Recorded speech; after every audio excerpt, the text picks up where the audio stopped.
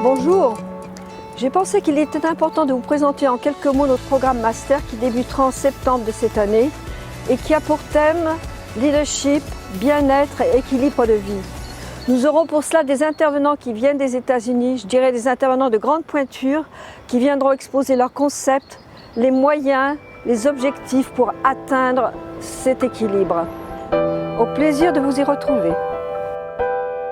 So as a coach, I think our goal is to help people first with their own self-leadership so that they're able to, I like to say, to be the best version of themselves in any situation that they're in.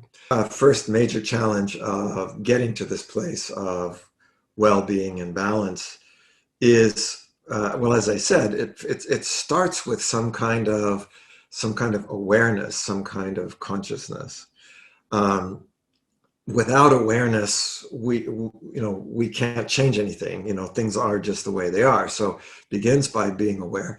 Secondly, we have to have a strong and ongoing intention to create those things. We need to be able to also stay focused and on those as important of goals as anything else that we're doing.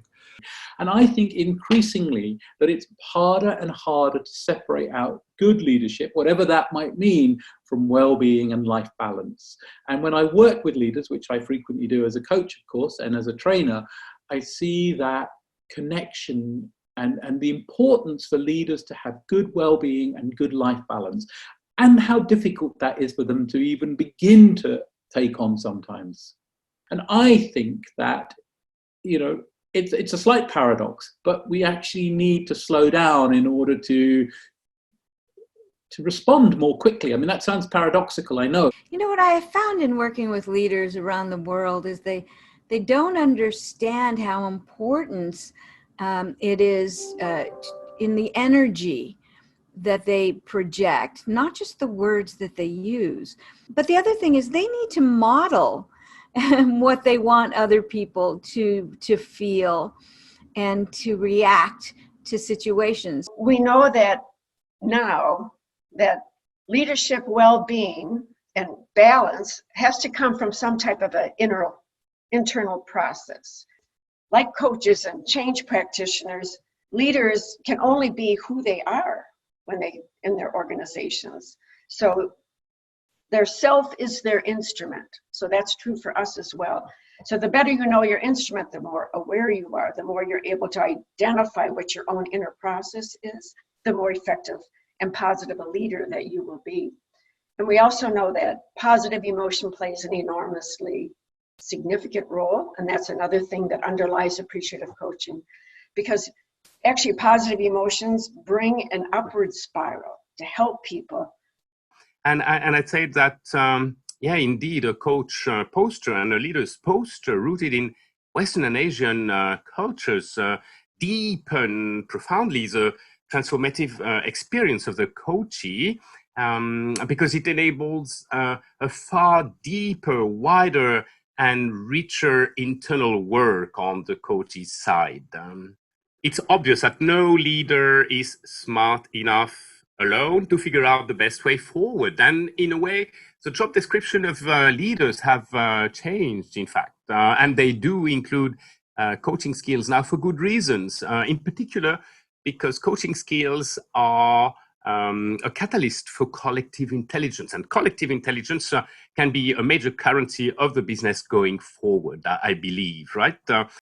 I think the biggest thing is to be careful of how emotions play into our decisions. I heard once someone say, we make decisions with our emotions and then we justify them with logic. So, yeah. So if I'm stressed, I need to get things done. And then again, I'll come up with some logical reason for not taking care of myself when it's really not logical. But it's the emotions talking. So understanding a bit of emotional intelligence and how that impacts our decision making is critical, so we become the masters of our emotions instead of letting our emotions master us. Wherever those challenges are, we need to be able to connect beneath them and beyond them. And connecting beneath them means I've got to go to sort of a deeper place in myself, to a place that we could call a sort of an inner source. But I've also got to connect beyond them to, this notion of connecting to a type of a field of resources that are bigger than whatever that challenge is. And I think this is what effective leaders and effective coaches do. It's how we get through these crises. It's how we stay resilient.